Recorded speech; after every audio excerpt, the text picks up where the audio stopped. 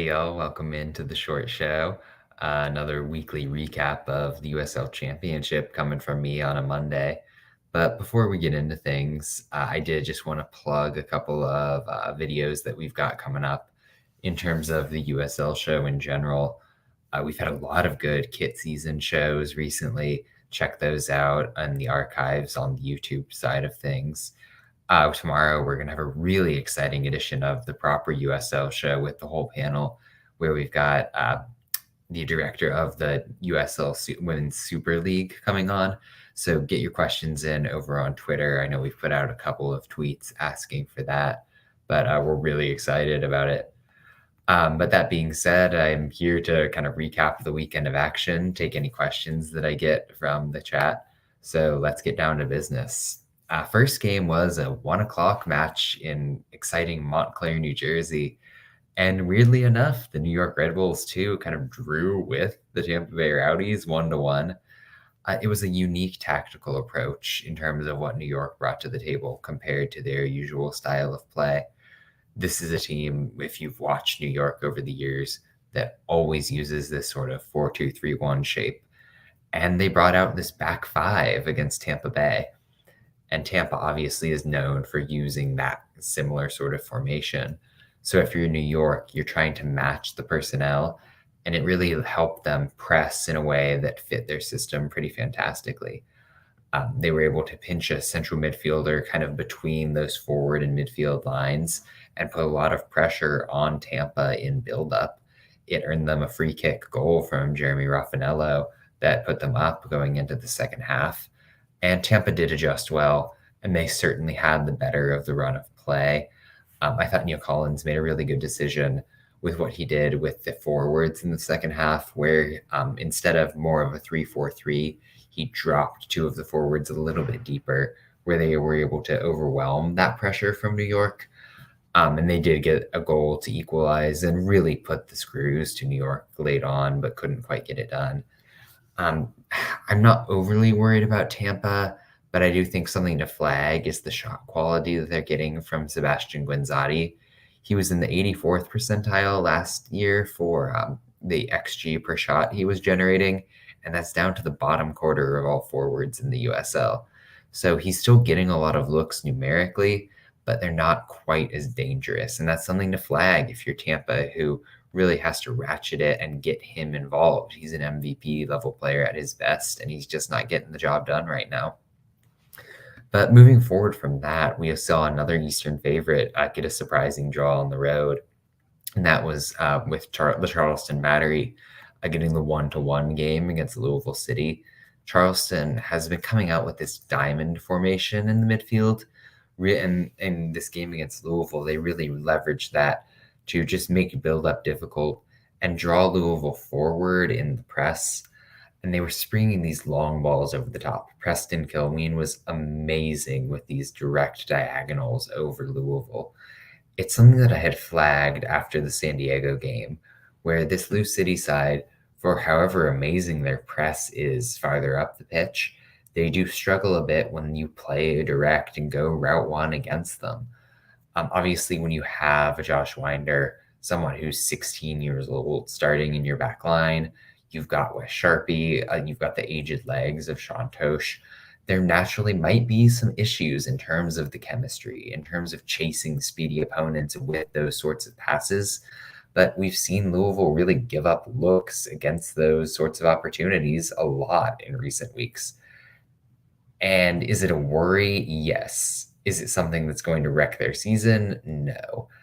If you think about the XG right now in terms of the underlying statistics that maybe are going to flag who's really playing the best, Louisville sits a little bit outside of the Tampa, the Pittsburgh in the conference, in the Eastern Conference, because their defense has been a little bit lacking by comparison. But I did want to just circle back on this one and really give some praise to the Battery, who came out looking nice. They've lost, I think, 4 straight games coming into this. So just to get off the schneid, get that result is big for them going forward. And rounding out, I know I just invoked Pittsburgh, but they got a 4-0 win in the first evening match on Saturday, and that was against Atlanta United too. Atlanta came out in their characteristically aggressive pressing system, really pushing three forwards and two midfielders up high against Pittsburgh's approach. And it didn't really work. They're not really that organized in terms of what they're doing defensively. They've got a lot of spirit, certainly. But what Pittsburgh did was drop two midfielders down into the pivot in support of their back three. So they were matching what Atlanta was doing man for man. This let them kind of find holes in the opponent. And they were able to break through to Canardo Forbes, of all players, really pretty easily. Which, if you're Atlanta and you're going to give up space to anybody in the Pittsburgh side, why in the world are you going to choose to make that Canardo Forbes? But yeah, I mean, Pittsburgh rolled in this, and there was never really a question. There was a nice Russell Cicerone goal at the end, and I love seeing him kind of get going a little bit after some time in and out of the starting lineup. Right now, as I mentioned, Pittsburgh is really in this top three league-wide in terms of their expected goals, alongside Tampa and Colorado Springs. And while Tampa has faltered with the results a little bit, Pittsburgh and Colorado Springs are firing on all cylinders at this point. And Pittsburgh, by my statistical projections as well, is pretty much the favorite in the East. So they're a powerful team to be watching, certainly. Rounding out some of that Eastern action early on, Detroit got a 2-1 win against Hartford in what was probably the weakest performance we've seen from Detroit City in recent weeks. At the same time, it was the classic Detroit style of getting it done, making adjustments that turned the page a little bit and let them really grab the game by the scruff of the neck in the second half. They've just played so, so well when push comes to shove in these late game situations. And they're sitting top three in the Eastern Conference right now. I did want to shout out another hearty performance here, and that was from Hartford Athletic, who really had struggled in their early matches this season. They ran out a 4-2-3-1 in this match after a couple weeks with a back three, and it really let them be a little bit stronger in the midfield. I thought Andre Lewis was exceptional in this game in that center role. Detroit pressed very high compared to normal, but Lewis just showed so much composure in those central situations and stopped the bleeding for a team that could have easily just given up a lot of turnovers and chances as a result of that. I know on their goal, it was a really nice set of runs and movement. Joel Johnson, who'd been playing as a wingback, made this awesome diagonal run across the face of Detroit to kind of catch the CBs out. And that said, I did just want to circle back to Detroit here. I think the story was the way that they ratcheted up the pressure, stretched out Hartford, and got that late winner. Moving over to the West, RGV upset Sacramento 2-1. And I do think it was a misleading scoreline because Sacramento had the better of the chances. Keko on that right wing, but really floating all over the place within that system. Put on a masterclass. His movement was amazing. He really dribbled well. He's just playing fantastically. And I think just to kind of acknowledge the comment there about Detroit not playing anybody, when you see the way that Charleston draws against a Louisville, when you have an RGV upsetting Sacramento, this league has a tendency to kind of punish you if you take anyone lightly. So I don't want to discredit what Detroit's doing at this point because they are getting the results that they need. But boy, am I excited to see them come up against Louisville in the Open. But just to step back to that RGV performance real quick, the way that they used their wingbacks was so great. And it really prevented Sacramento from playing their style that's been so successful. The Republic are at their best when they can interchange in the central midfield. Can keep the game narrow and compressed where they rely on their really technically able players. And so when you're RGV with Luka Milicevic and Stephen Miller going up these flanks, you're stretching out the Republic and they're not able to do what they do best. And so RGV is actually up to a playoff spot at this point after a little bit of a tumultuous start. We'll move west even further a little bit now and talk about that New Mexico San Antonio result. San Antonio once again getting the win, and they're as hot as anybody in the league right now, and I'm definitely on that bandwagon. Obviously, I had them first in my power ranking, and I do just want to address the fact that they're only about 10th if you look at the expected goals and those sorts of differentials.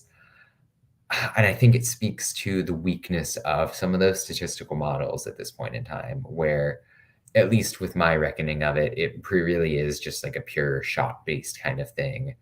And that undersells what San Antonio does so well. They're a team that doesn't possess the ball much, and they do give up a fair amount of shots, but they're very low quality. They tend to be from distance, and they tend to be through a whole crowd of defenders against that San Antonio defensive lineup.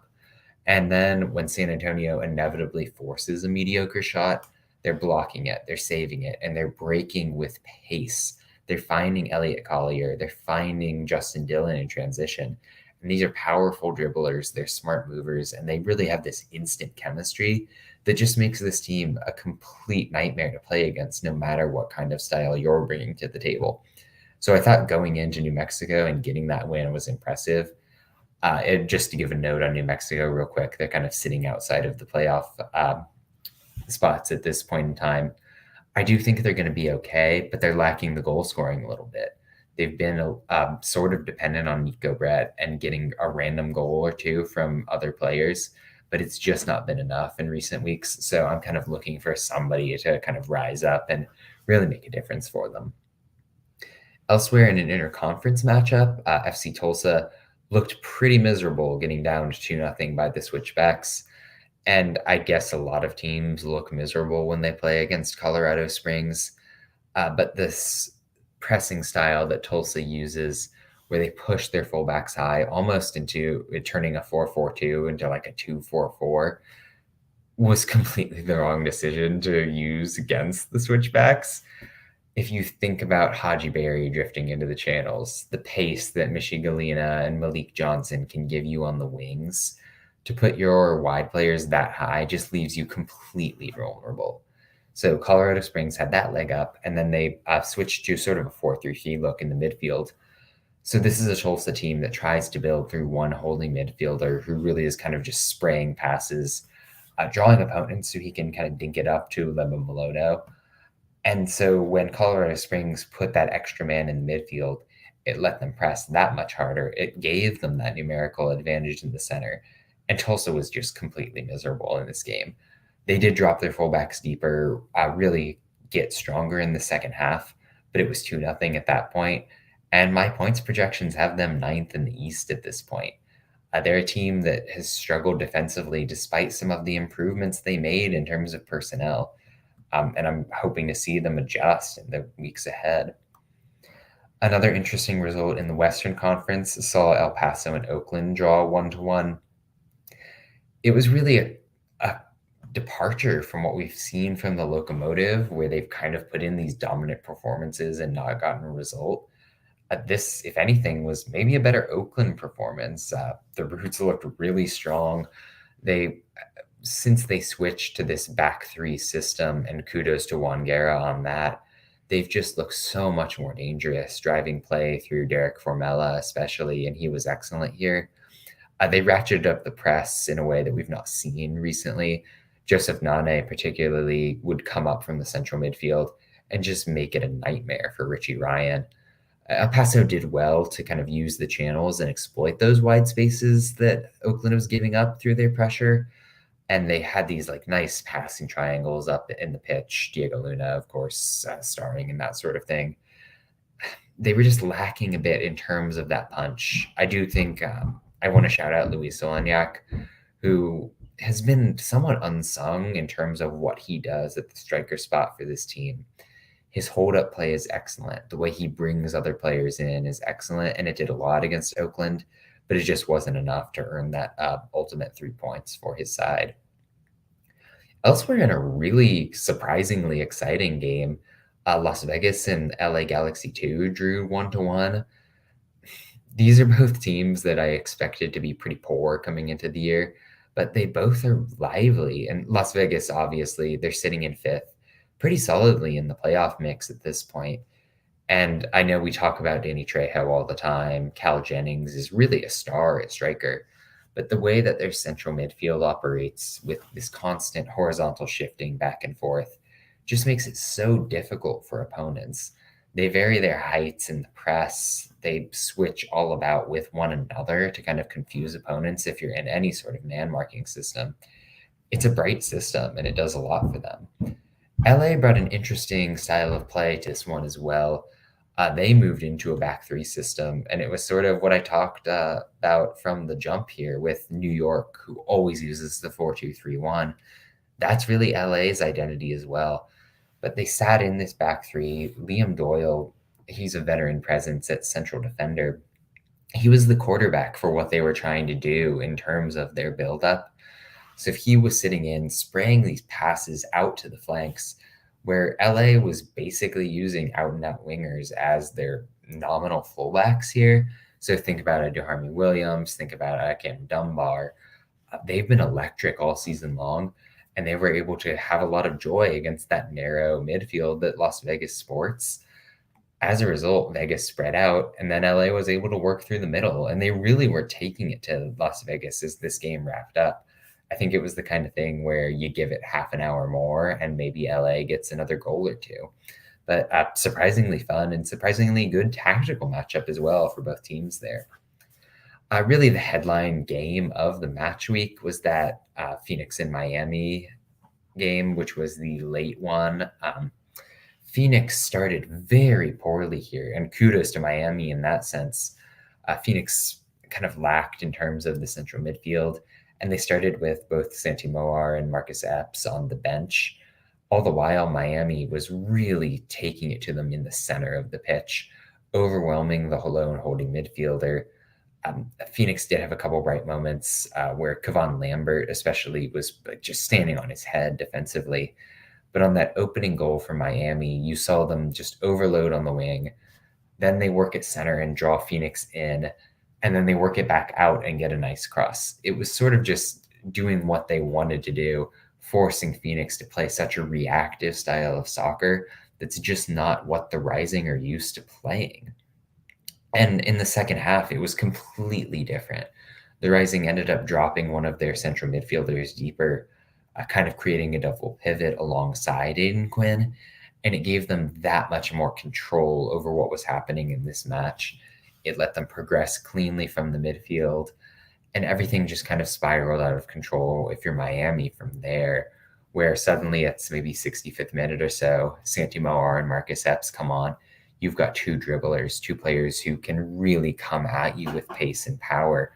And they're fitting into a Phoenix side that had figured out what they wanted to do in terms of their possession system.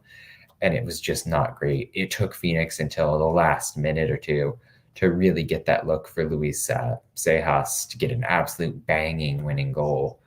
But at the same time, that was a heartening second half if you're thinking about the game for the Rising.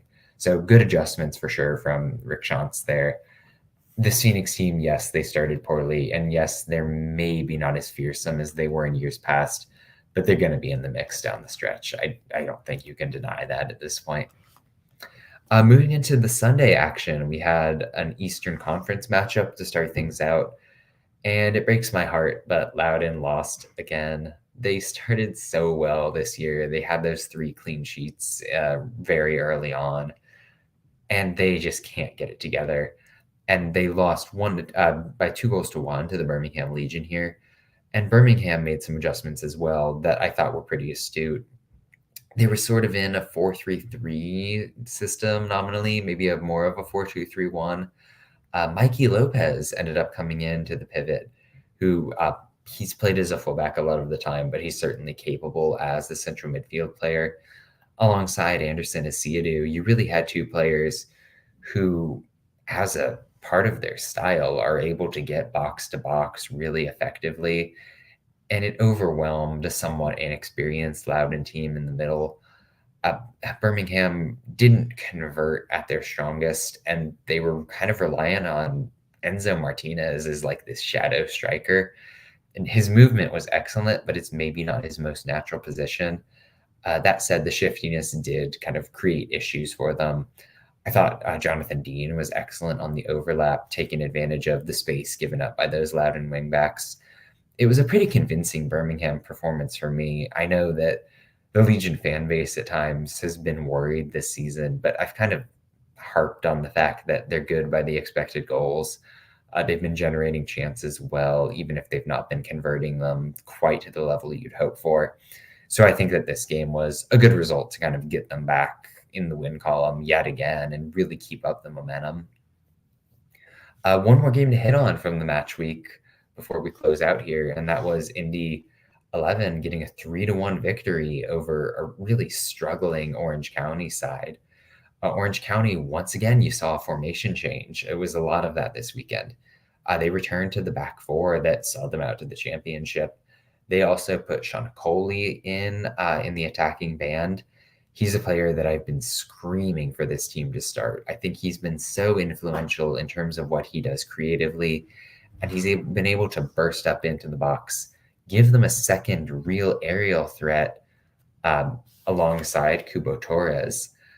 And early on in the match, they were doing really well to play into Okoli with these direct balls, get Kubo involved in the final third, and play over the Indy Diamond. And Indy kept a really nice shape here.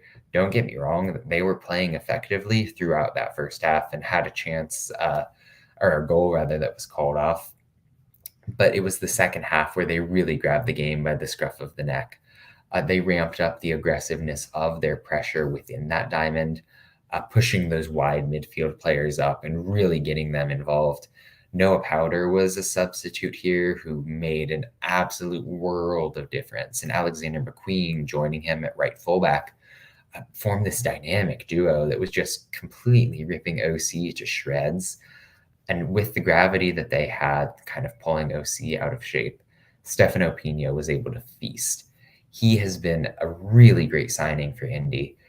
I know I sort of joked in the preseason that his best performances back in the NASL days for both himself and the 11 came when he was playing against Indy. And he's really borne that out so far. I think he's got 4 goals already this season. And don't look now, but Indy is in a playoff spot, sitting 5th after, albeit a light run of matches, certainly in terms of who they're playing. But you can't discredit what they've done in getting these results. And the specter of Solomon Asante is really looming right now. As soon as I published my power rankings on Sunday night, I regretted that I didn't give Indy a bit of a boost. They're playing well right now, and I'm going to be excited to see them come up against some stronger competition in the coming weeks. But I will start the outro process unless we're getting some more questions at this point. I did just want to circle back and shout out the kit season content that we've been putting out. Really excellent, really fun. I know I enjoy catching up every single week with what we've put out. There was a good interview as well. And then tomorrow night, 9 o'clock, same time as I started this stream tonight, we'll have the full panel interviewing Betsy Haw. She's the director of the USL Super League, which is obviously the women's output. Also, W League starting in, I think, about 11 days. At least I know that's when my Indy 11 are getting going. So lots to look forward to in terms of the kit season stuff here, the women's soccer across the board, but certainly in that USL context. But yeah, that's what I've got in terms of the championship. Thank you for Robert, especially for coming in and dropping some comments. Much love to San Antonio. But yeah, that's the show. Thank you for watching another episode of the USL Show. This and every episode is brought to you by the Beautiful Game Network. Find podcasts and other written work at bgn.fm. Once again, thanks for stopping by, and we'll see you guys again next week.